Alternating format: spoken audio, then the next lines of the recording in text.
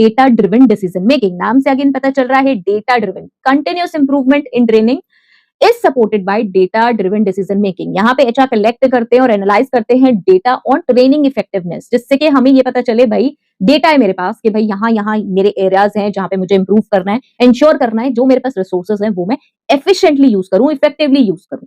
अब कैसे, देखो कैसे काम करेगा एचआर। इसमें मेट्रिक्स यूज करेंगे, केपीआईज यूज करेंगे। केपीआई पे की परफॉर्मेंस इंडिकेटर पे ऑलरेडी सेशन बने हुए हैं, एचआर मेट्रिक्स पे भी सेशन बने हुए हैं, तो वो आप चेक कर सकते हैं ह्यूमन रिसोर्स की प्लेलिस्ट से। नहीं मिलता है तो मुझसे कमेंट सेक्शन में मांग सकते हैं।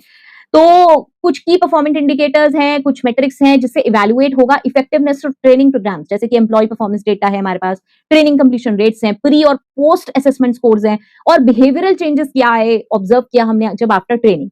तो ये डेटा एनालाइज करने से क्या होगा, एचआर पिन पॉइंट कर सकते हैं वो एरियाज जहां पे ट्रेनिंग डिलीवर हो रही है लेकिन डिजायर्ड रिजल्ट्स नहीं आ पा रहे। ठीक है, जैसे कि फॉर एग्जांपल जो एम्प्लॉइज हैं वो कंसिस्टेंटली स्कोर कर रहे हैं पुअरली किसी एक पर्टिकुलर मॉड्यूल पे, या फिर फेल हो रहे हैं अप्लाई करने में जो स्किल्स लर्न करी उन्हें। तो इससे क्या इंडिकेट होता है, इससे ये इंडिकेट नहीं होता कि यार मुझे एम्प्लॉय का आउट कर देना है, इससे ये इंडिकेट होता है कि मुझे कुछ रिवीजन करना है, मुझे कुछ चेंजेस करने हैं समझाने में, कोचिंग में, मेंटरिंग में, ठीक है, ट्रेनिंग में।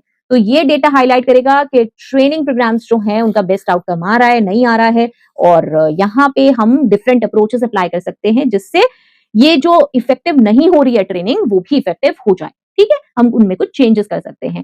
एग्जाम्पल के लिए अगर डेटा शो करता है कि जो एम्प्लॉय है उन्होंने कंप्लीट कर लिया है एक लीडरशिप ट्रेनिंग प्रोग्राम और एग्जिबिट कर रहे हैं significantly improved team management skills, जैसे कि हाई प्रोडक्टिविटी आ रही है, अब टर्नओवर रेट लोअर हो गए, लोग नहीं छोड़ रहे हैं, तो एचआर प्रायोरिटाइज कर सकते हैं कि ये प्रोग्राम एक्सपेंड हो अदर डिपार्टमेंट्स में भी। ठीक है, हमने किसी सर्टेन 2-3 डिपार्टमेंट पर ही ये ट्रेनिंग अप्लाई करी थी, वो सक्सेसफुल रही, तो अब हम क्या कर सकते हैं, और भी 3-4 जो डिपार्टमेंट्स बचे हुए हैं सब पे हम ये ट्रेनिंग अप्लाई कर लेंगे।